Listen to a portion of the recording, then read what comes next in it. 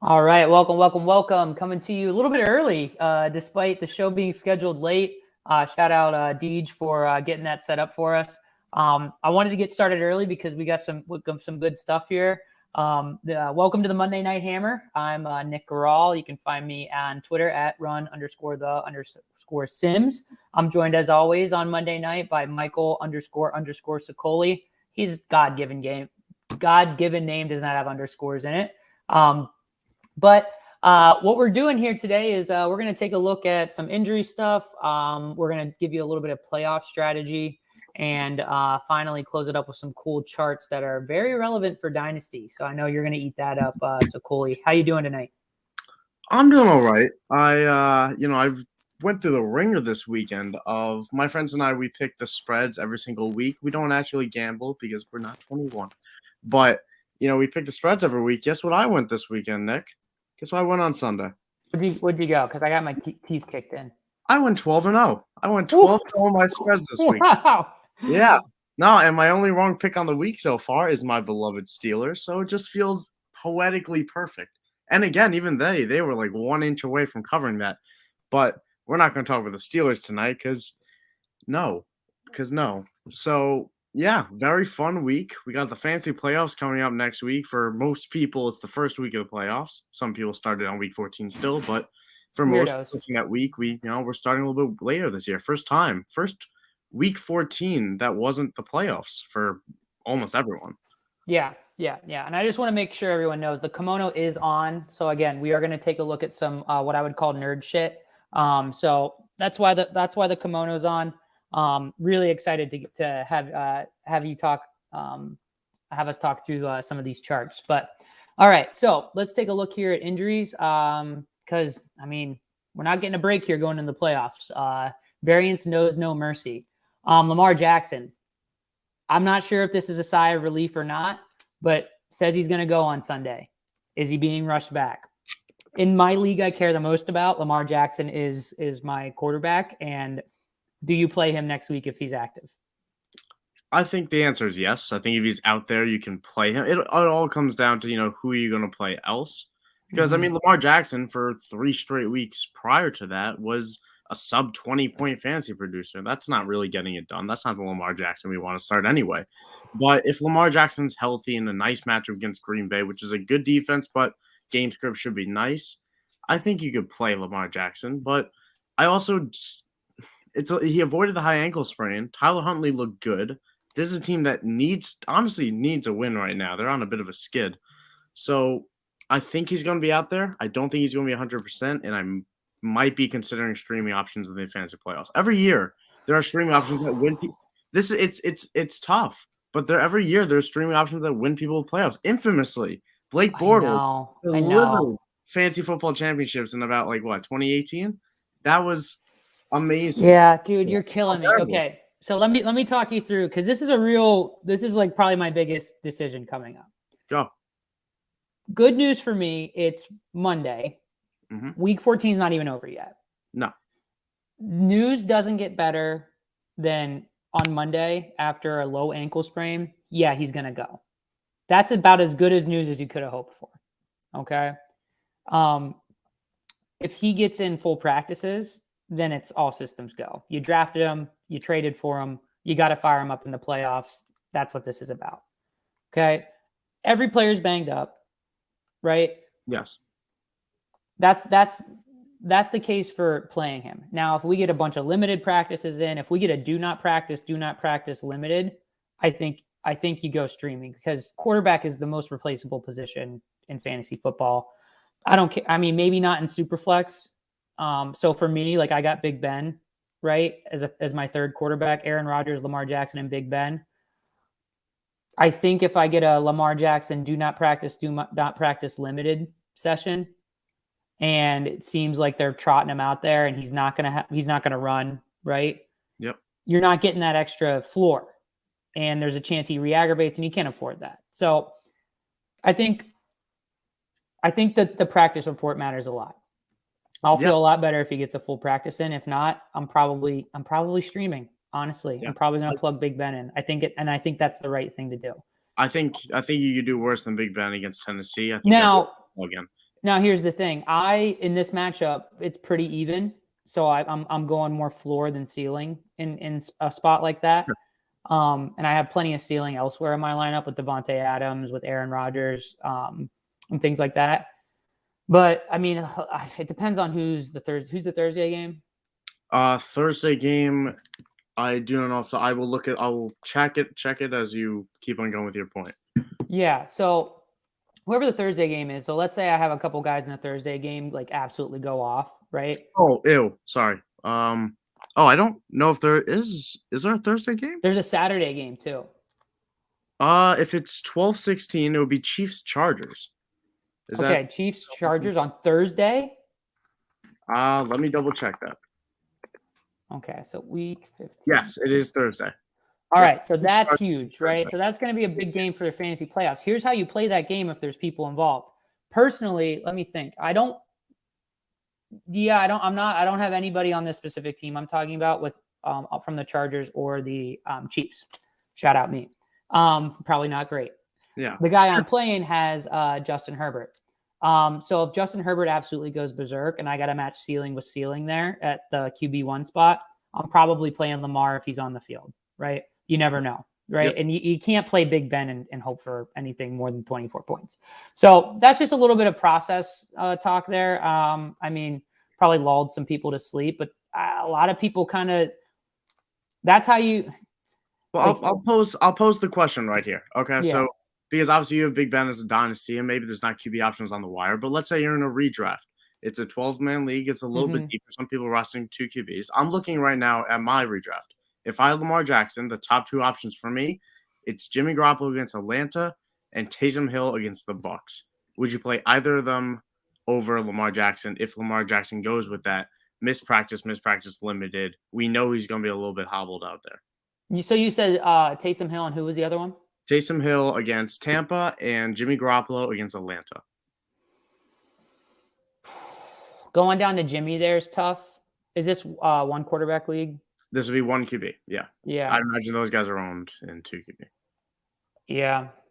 I think Taysom's a good pivot there in a lot of scenarios. Yeah. So I think you need a pretty, in a one quarterback league, in a one quarterback league, you need a pretty clean injury report all week to not pivot to Taysom Hill. Yeah. The first and we had a few QB injuries this week, so we could segue right into that of Josh Allen dealing with a foot sprain. Walked into that post-game presser in a boot. He said he's going to be fine. He said it's not going to be an issue. But we heard the same thing from Jalen Hurts last week before he missed, or 2 weeks ago before he missed that game. So Josh Allen, who knows, dealing with some mild turf toes, the report that came out today. I expect him to play through it. And if he's healthy, I'm playing Josh Allen no matter what. Because that's the guy that can get it done through the air no matter the offense goes through his arm, doesn't necessarily go through his legs as much as it helps. He adds way more than people give him credit for, though. But yeah, I'm with you. I think like Lamar, like he's definitely a lot of his ceiling comes from rushing. His legs, which is different. Like him and Kyler Murray are the only 2 that are like that. You know, a lot of Josh Allen's floor comes from his legs, not so much the ceiling games you get out of him are those big time like 300 pass yard, 4 touchdown games. You know, Lamar's not putting those up as much, but. Yeah, good point on both of those. Turf toe, I mean, I'm not a medical doctor, obviously. I'm wearing a kimono. It's really a pain-based injury. Yeah. I'm not a medical guy either. We've seen this before. We've been in the game long enough. We've been in the game long enough to know like what turf toe means to these players, and some can play through it and some can't. You know, Josh Allen strikes me as a guy who's probably going to gut it out, right? McDermott will probably encourage that, and they gotta get wins. You know, and there are legal drugs that are approved by the NFL that can reduce pain in a pinch. So by any means necessary, right? Okay. Austin Eckler, anything on him? Ankle? Seemed like he was going to be okay. Yeah, it was during the game. Everyone got a little bit worried. Because again, this is the Thursday game. We just had Chargers Chiefs, so short week to get back on the field. He was an estimated DNP today, did not practice, although they do not practice on Mondays. It's an estimate. So it's not a serious ankle injury. He was walking up and down the sideline trying to get back in the game. But, you want to see him get a practice in. You'll know on Thursday, thankfully, that he's a Thursday night. You'll know if he's out there. But I would I would be picking up Justin Jackson as one of my highest waiver pickups of the week because he's a plug and play if he's out. He was also really involved. He was. I mean, maybe it's just coincidence, but watching Red Zone, like I played a lot of Eckler in DFS. He was in my cash game lineup. So when I saw someone run the ball that wasn't Eckler, I was like, what the heck is going on? But anyway, yeah, Justin Jackson is definitely the guy to target as kind of like either as your handcuff that you need, right? You should have had him by now anyway, if that's the case. I mean, I'm not very good with that. I didn't pick up nearly enough handcuffs as I should have, but I didn't draft a whole lot of running backs early, right? So I don't have handcuff. I don't have the back to handcuff. I'm targeting these guys, like, which I guess is an argument for zero RB, right? You should be targeting these types of players all season long, but we're not going to get into that. One point I want to make with different at quarterback, where we're a little bit more likely to pivot off of these stud quarterbacks if they're not fully healthy. At running back, that's harder to do. You're not going to replace Austin Eckler's points quite as easily. So It's almost worth it, the risk to just plug him in there and hope for the best. Because, I mean, Justin Jackson could go out even as like the lead back and put up like 5 points because he's just not very good. You know, he's a lot more sensitive to game environment and he needs to be set up the right way with those types of things. Yeah, and teams treat running backs differently. It's where running backs, just because you're the backup, doesn't mean you're getting the role that the number one got. But the reason why I'll be a little bit happy about Justin Jackson, or I'd be willing to play Justin Jackson should Eckler miss, is because I think Justin Jackson can get on the passing game. Joshua Kelly cannot. Joshua Kelly will get some carries, but he's not good. He's just not good. He can't run. He can barely run the ball. He cannot catch the ball. So Justin Jackson will get those passing downs against KC. Should be a favorable matchup. Honestly, an Eckler injury hurts the whole offense. It's a divisional game, man. He's gonna play. It's a tough game, and both teams are really trying to win. Right now, the division could be won by either of those teams. So it's an important game. You could see Eckler, gutted out, and if he's healthy, I think you have to play him. But you want to see him get a limited practice in. Oh, he's not going to be healthy. You want to see him close to 75%. Give me that over Justin Jackson and everything else you're going to get off the waiver wire this week. Yeah. By healthy, actually, active, honestly. What's that? By healthy, I meant active. That's kind of what we're hoping for out of running back. Yeah. You're right. Let's take a look here because I do think this is important enough to take some time on because, like, sure. So like in my one quarterback league PPR, Jermichael Hasty, Amir Abdullah, Rashaad Penny is available. Jeremy McNichols. Like we gotta take a second to talk about Rashaad Penny at some point. If not now, we'll get through the injuries and then talk about it. But at some point, we have to what Rashaad Penny just did. Did he break out? Oh, Rashaad Penny is a good player, and I really wish I had a funny situation on Sunday. All right, for some random reason, I'm not commish. I don't control this, but waivers ran at 255 on Sunday. Now Sony Michel was on the wire, and I wanted to pick up Sony Michel and play him.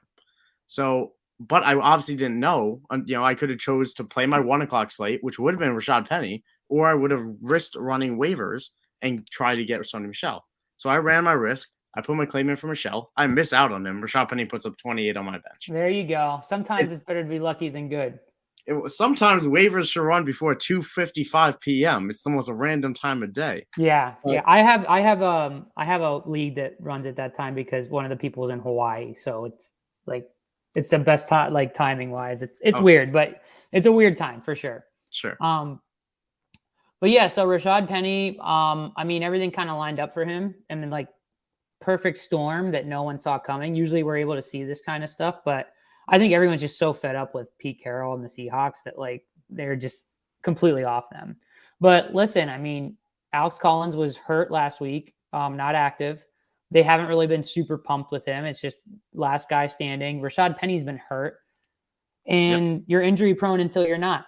It's just he's a third year. Keenan Allen was incredibly injury prone for a large portion of his early career. Different positions, different world. Not so much. It's definitely a concern, but if I somehow kept Rashaad Penny in Dynasty, I'm like, he's got a little bit of spark and he could finish the season. Is Rashaad Penny going to be a league winner?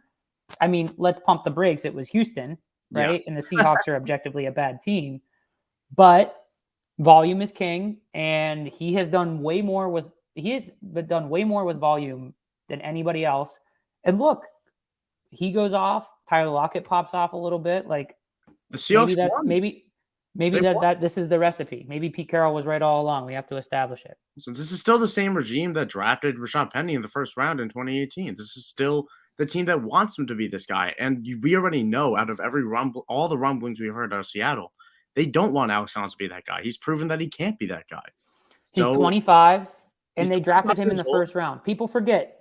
First round draft pick. That they spent on him. It's the same exact coach, same exact GM. I think Rashaad Penny is going to keep on getting the shot until he can't do it. And next week is the Rams. That's tough. But I do think you can play him as a flex option. And I think he could be winning people championships. As crazy as that sounds. He only needs to stay healthy for like a 4-game stretch, 3-game stretch. And I think the Rams are a little bit tough, but they have been beat. I think Chicago can beat on the ground. We just saw it again last night. And Detroit in week 17. There's a real world that Rashaad Penny should be the number one pickup this week and be leading you to the fantasy championship, which is, again, along with him and Cordell Patterson, is why fantasy football is amazing and insane at the same time. Imagine drafting a running back. Anyway, we're not going to get into it. Kareem Hunt. I mean, if you have Kareem Hunt and you were depending on him in the playoffs, you're drawing dead anyway. So we'll move on from him. Taylor Heineke's just sore. So again, I got a couple teams where I'm throwing him in here as my QB2. He's been solid, man. He's been a pretty solid floor points for basically nothing. And even has some ceiling in him. Terry McLaurin really, really, really, really let me down, man. In DFS that was a tough no-show. I correctly faded Antonio Gibson and did a lot of other things right. And the big pivot was Amari Cooper and Terry McLaurin. Amari Cooper got there at low ownership, or rostership, and Terry McLaurin just airballed. But we're not going to talk about that right now. Well, Manny Sanders, I will quickly, because we're going too long on this, but is Terry McLaurin still QB proof? I had that little discussion with my roommate last night. Oh yeah.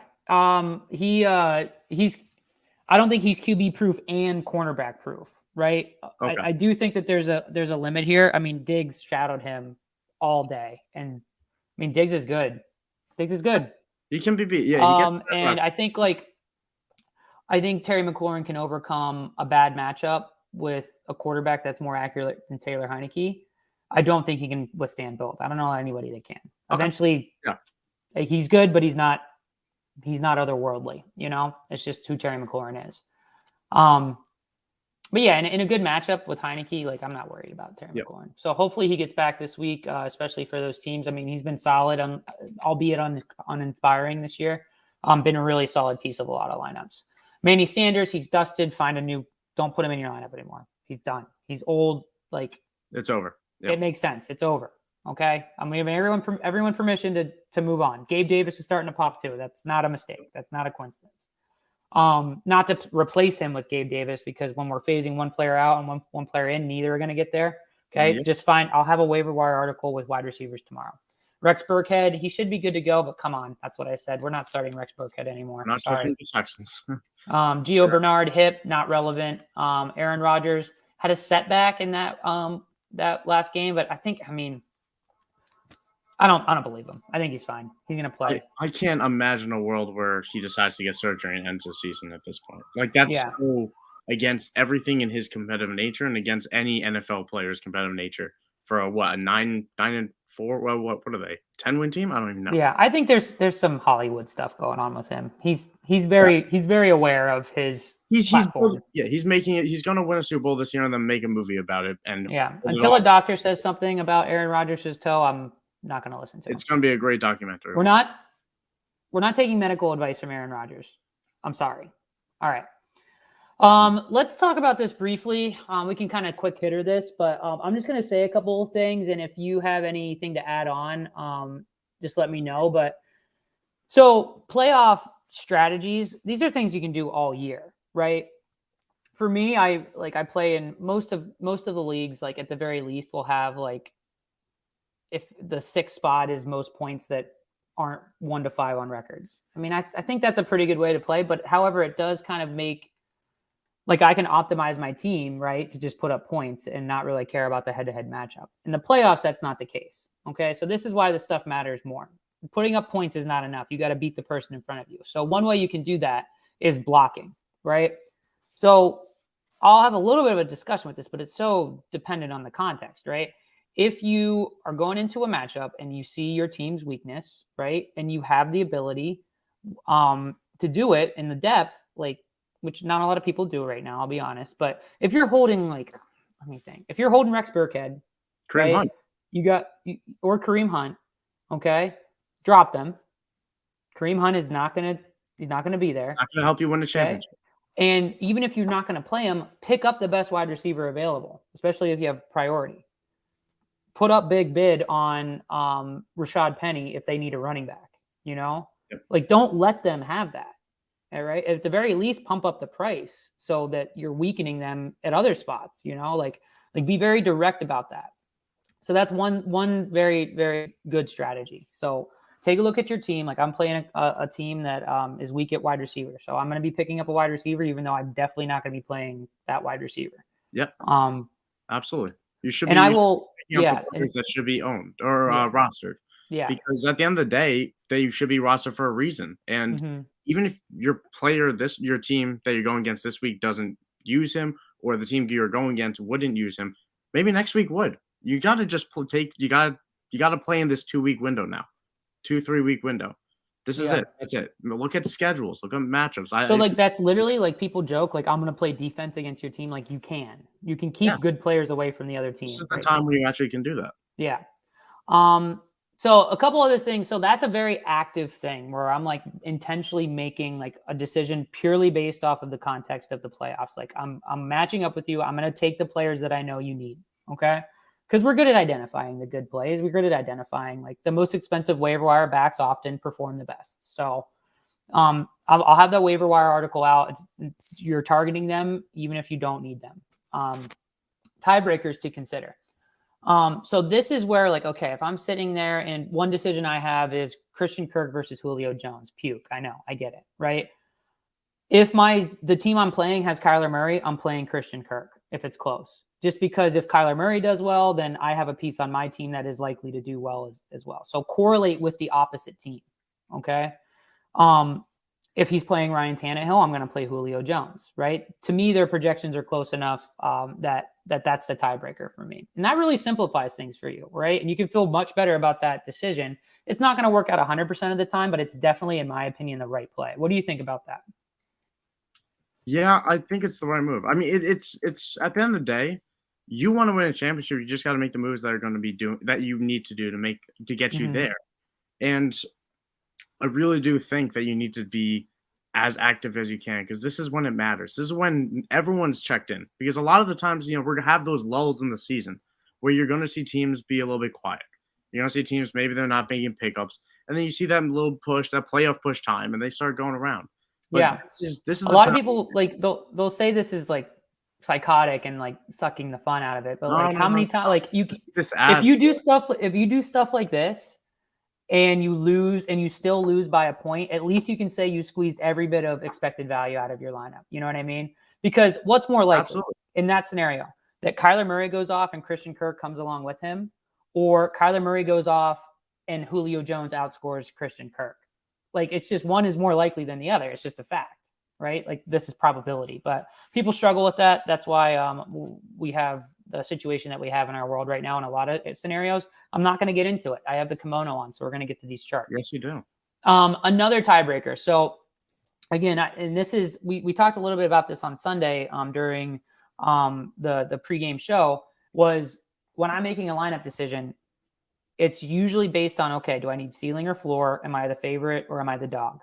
Okay. So if you're between, let's do Julio Jones and Christian Kirk again. Okay. I would probably venture, and the projections bear this out. I remember because I looked at him last week. Christian Kirk has a lower ceiling than Julio Jones. Okay. It's just a fact. That might not actually be true because Julio Jones' age is a concern. But when Julio Jones is the only show in town for Tennessee, both in the run game and pass game, right? Because they don't have anybody to run the ball, and there's only one target, and that's Julio Jones. Like, his ceiling will be higher. So if I'm the underdog, I'm playing Julio Jones. If I'm the favorite, I'm probably playing Christian Kirk because he's got a little bit safer role. What do you think? Yeah, no, that's exactly how it should be played. Where, especially if you have players playing in this Chargers-Chiefs matchup on Thursday, where we talked about before. we're going to see outcomes out of that. People are going to be playing Mike Williams, Keenan Allen, Justin Herbert, Patrick Mahomes, CEH, Tyreek Hill, Travis Kelce. All those guys are going to be in the fantasy playoffs. That's all but a lock. So you're going to have one of those guys, and you're going to get an advantage on Thursday where you see what you're going up against. Maybe they fall short. Maybe they go off. And that's where you adjust your play style. That's where I might play. Sorry to cut you off. The thing about it is these are players in the Kansas City Chargers game that you spend a lot of draft capital on. Yep. So if they do well, you don't have to get as wonky with the rest of your lineup. If they crash and burn, you got a lot of ground, because when your most pricey players in terms of draft capital don't go off, like you're almost drawing dead, right?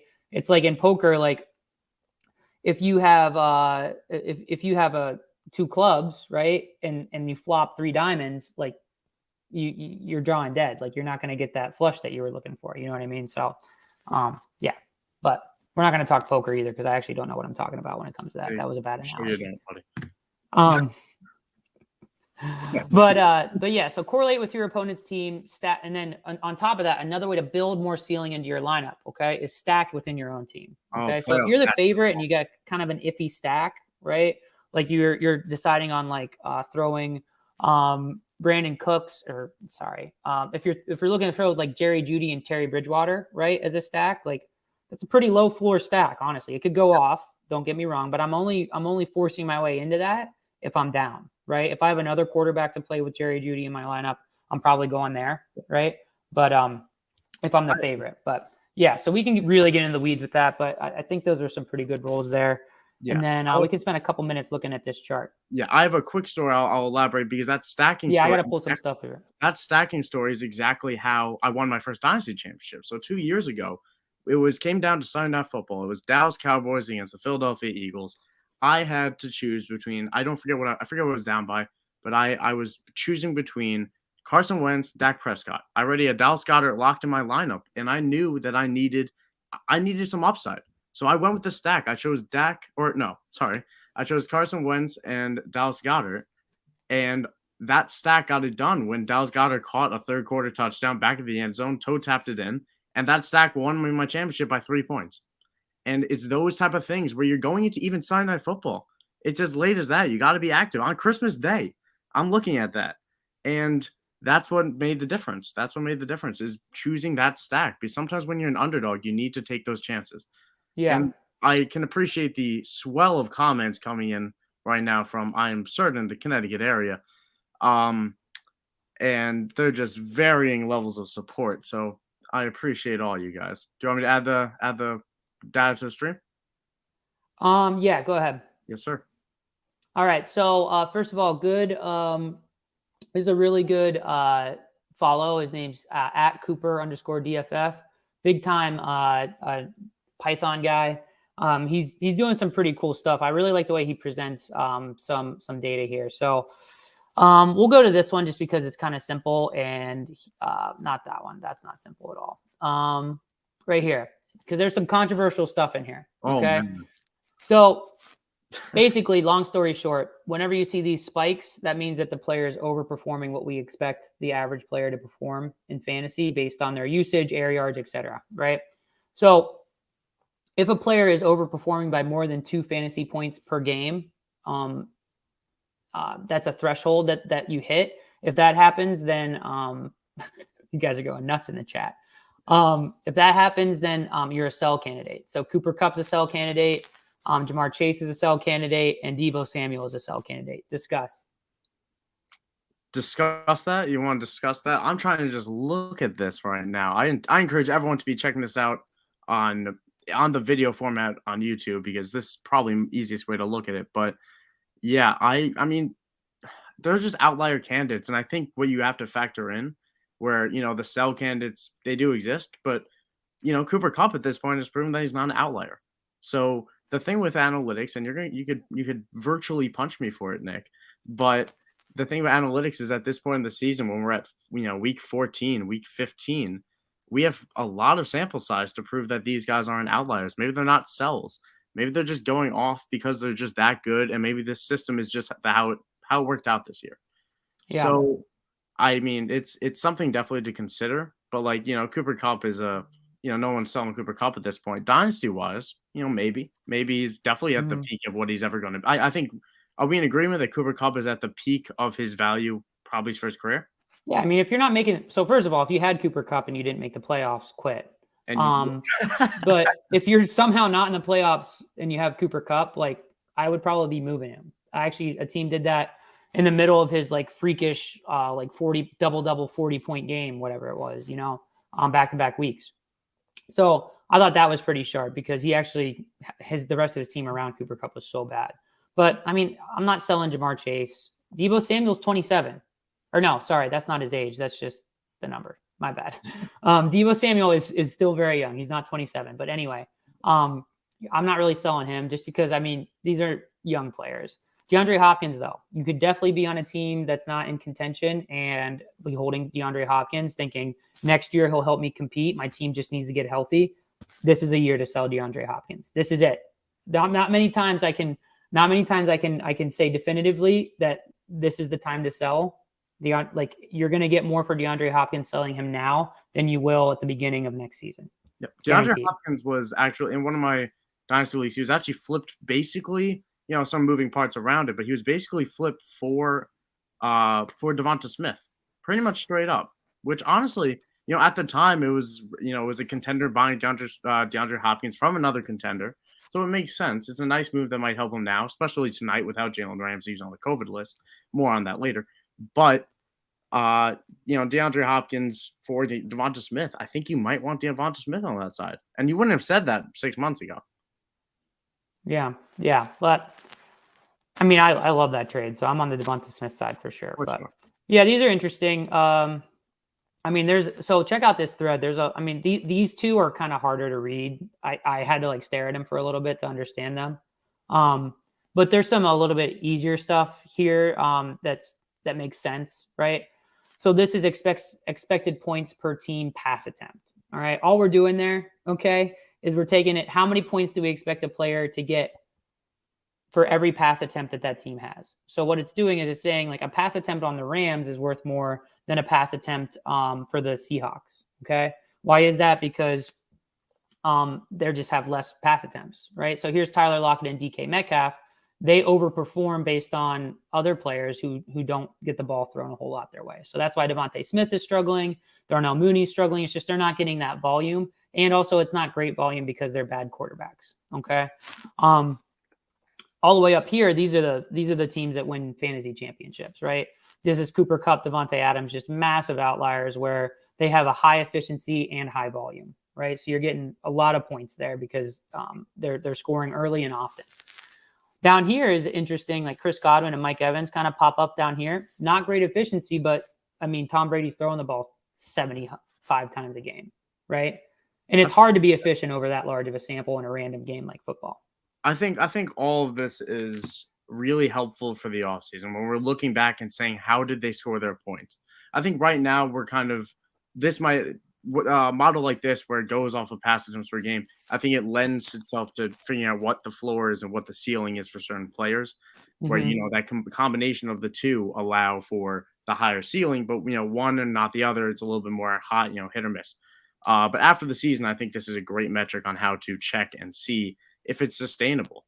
Where we're looking at I'm trying to look like Mike Williams is in that the middling part of attempts per game, but he's still kind of up there on expected points. And he's been a hit or miss guy this year. He's exactly in that like lower middle area, and it's been felt. Yeah. So that's kind of the analytics side of this all. I know that's obviously your key area, but yeah. Here's another thing though. So this makes a little bit more sense with the other chart about Jamar Chase and Deebo Samuel. They're not blowing people away. You know what I mean? Their actual fantasy points instead of expected fantasy points, we'd see them up here. Okay. So do they belong up there because they're actually really, really, really good? I think Deebo Samuel gets more yards after the catch because he's a violent runner. I think Jamar Chase is just born to score touchdowns. So they probably belong up here. Right. But I mean, the volume's just not there. So I don't. It'd be really hard to just sell Jamar Chase right now. I would say You're not selling Jamar Chase right now. You're not. Yeah. You can't even buy him right now. Maybe this is the top though. No. Yeah. So check this out if you're a nerd like me. If not, I totally get it. Tune in and I'll explain it to you. But yeah, let me stop sharing my screen. We're running a little late here, but I got to hear the rant. What do we got tonight? Well, it's an interesting game because as of 4 or 5 hours ago, about 4 hours ago, it all flipped on its head when Jalen Ramsey and Tyler Higbee were both, added to the COVID list. And Tyler Higbee might be a result of false positive, but it doesn't matter because he's out. Can't test again before this game. So kickoff's going to happen without Jalen Ramsey, an all-pro at corner. And that's going to leave DeAndre Hopkins open for a fantastic day, but you're already playing DeAndre Hopkins. Yeah, after we told you to sell him, so that'll play really well. Yeah, well, the thing is, I mean, the Cardinals are going to have a very nice day. It's as simple as that. When you take away the second best defensive player, and that's disrespectful to Jalen Ramsey to even say, it's going to impact the defense. And I think the Rams are going to be on their back foot early and often between Kyler Murray, who's now fully healthy, DeAndre Hopkins, who's fully healthy. You did the Cardinals did not add Chase Edmonds off the IR, so it's going to be James Conner yet again. I think you could play every Cardinal with it not named AJ Green. I think you could play Christian Kirk and expect good things. I think that's a solid DFS play because, listen, we know Jalen Ramsey's out, but that means that a corner is sliding over to Hopkins. That means that the second guy is on Hopkins, the third guy is on Kirk. It's an upgrade for everyone, not just DeAndre Hopkins. So I'd expect Christian Kirk to be a sneaky play this week. I think Van Jefferson could be a solid play on the other side of the ball. I still wouldn't be too excited about Odell Beckham Jr. I don't think he's found his foot in that offense. I don't think that's going to change, at least until it's the type of thing I want to see to believe. So Darrell Henderson's also expected to be out. It's the type of game that two tough defenses, but two good offenses. I think I'm going to play everyone I can. The guys I'm expecting a huge game from, Cooper Kupp's going to dominate. Cooper Kupp's my captain tonight. And that's the guy who I'm playing. That's the guy I'm locking in. I found a way to get him in all my DFS lineups, and that's how I'm going to stick with. It's not overthinking it. Don't overthink it. I think the Rams aren't very good. How about that? I think that's overthinking it. I think Matt Stafford's hurt. I don't think the Rams are very good. I think Arizona is actually good. This is probably the last chance you have to get Kyler Murray at decent odds to win MVP because he's going to absolutely torch the Rams today because Von Miller's dusted. And yeah, shout out to all your friends in the chat. We're about to see if I'm right or you're right. But I think the Arizona Cardinals are the best team in the NFL. So that's my statement. Yeah, I think that's I was saying this earlier. I think the Robert Woods injury, the ACL tear a month ago now, I think that was one of the biggest injuries in the NFL this season for the impact that he had on his team. I think. And what did we call Robert Woods? We called him a keystone species. He's like a beaver. Beavers build dams and completely change the ecosystem. I think that's exactly what you called him, and I didn't have the vernacular to call him that, but I completely support it. We called him that. We called him that. Yeah, we called him that. Yeah, he's a do-it-all player. He's a guy that got done in the on the end of rounds and everything that Sean McVay wanted to do, and they have not been able to replicate that with Odell, with Van Jefferson, not with anyone else. And I think that was lost. But we're gonna get going because this is gonna be a really good game. I'm interested in it. Really good Monday night game. But thanks everybody in the chat for joining us. That was a lot of fun. Keep tuning in if you want to learn more about fantasy football from a nerd's perspective, and also from Mike's perspective, who keeps me grounded and makes sure that I don't sell Jamar Chase on dynasty teams, which is a very bad idea. Don't do that. That's what I'm here for. But I mean, Deebo Samuel, kick rocks, bro. Anyway, let's close it out here. So this has been For Fantasy's Sake. This has been the Monday Night Hammer presented by For Fantasy's Sake, also presented by the Mobile Party Experience. If you're a tailgater, check it out in the Quad Cities area. They have this whole ad read on the Sunday show. That's just, it sounds awesome. MPX, Mobile Party Experience, porta potties to DJ booths. You got it. But I'm joined here by Michael Sicoli. Enjoy the game tonight, everybody. And we'll be back next week. Good luck in the playoffs. We'll see you next week.